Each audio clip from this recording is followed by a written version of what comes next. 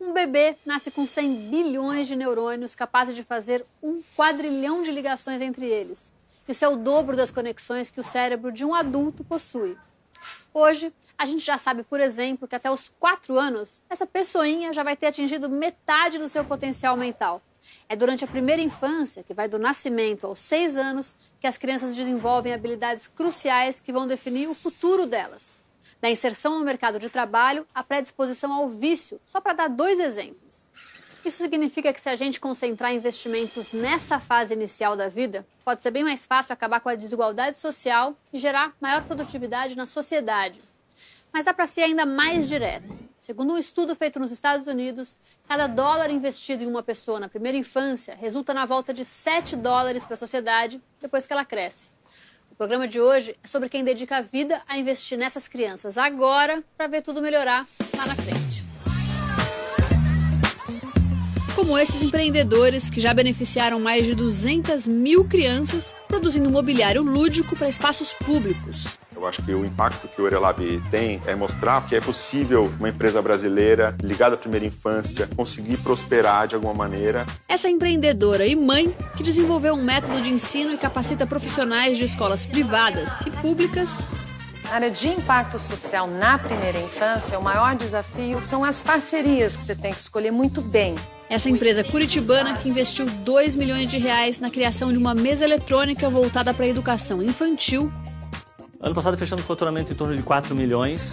E em Portugal, esse spa para bebês a partir de 3 dias de vida também atende crianças de famílias de baixa renda. É o melhor sítio para investir, para tornar uma sociedade mais feliz, mais equilibrada. O Mundo S.A. começa agora.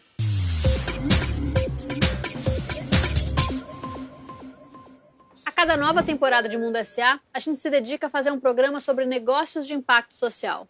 Dessa vez, de todas as que a gente pesquisou, falar sobre empresas dedicadas a negócios para a primeira infância pareceu urgente. A gente tem falado cada vez mais de primeira infância devido a novas evidências científicas e também especialmente pelo avanço das neurociências. O investimento na primeira infância tem se demonstrado como o melhor tipo de política de você garantir a equidade social e de você diminuir desigualdades. Ano passado, a gente teve a aprovação do Marco Legal da Primeira Infância, que é considerada uma das leis mais avançadas do mundo. A gente tem aqui no Brasil um setor emergente de soluções que estão nascendo, de empreendedores olhando a questão da primeira infância como uma oportunidade de negócio, uma oportunidade de impacto social. Então, a gente está falando de diversas áreas, por exemplo, a fase do pré-natal e do parto, questões relacionadas à saúde da criança e à nutrição, brincadeiras e espaços de lazer para as crianças,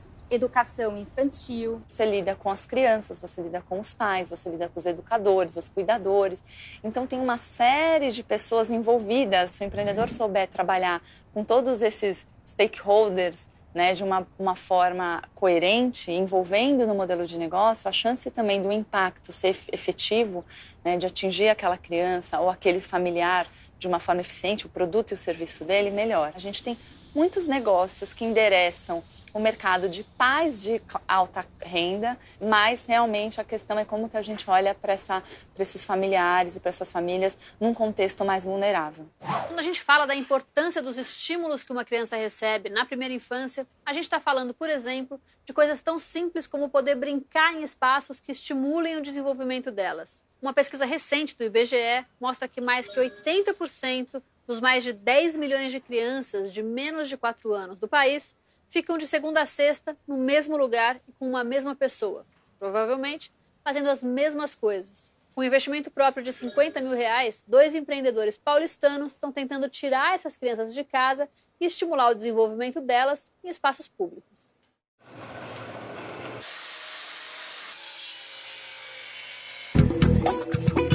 O Orelab é uma empresa de imobiliário urbano lúdico que tem como objetivo reconectar a criança com a cidade. A gente desenvolve equipamentos, mobiliários e projetos de espaço público para crianças, pensando no desenvolvimento da criança em suas diversas fases, com materiais sustentáveis e com um design brasileiro. Agora, quando a gente pensa em parquinho infantil, a gente pensa só naqueles instrumentos mais óbvios, né? Uma gangorra, um balanço, um trepa-trepa. O que você foi entendendo nesse teu processo?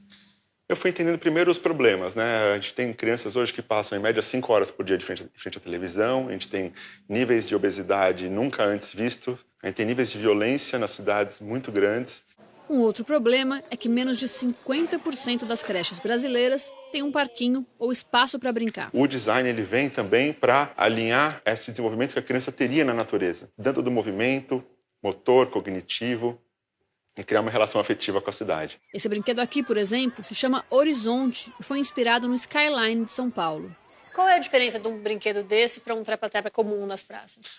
O trepa-trepa que você vê comum nas praças, eles são quadradinhos. No momento que ela fez o primeiro movimento, ela já descobriu qual é o próximo, e o próximo, e o próximo, e o próximo. Esse aqui é totalmente irregular. E você sobe, escala, e põe a mão num lugar, e põe o pé no outro. Você precisa pensar em cada vez que você faz o movimento. E isso é uma grande diferença no desenvolvimento da criança. Rony é designer e artista plástico. E antes do Herê, trabalhava com cenografia.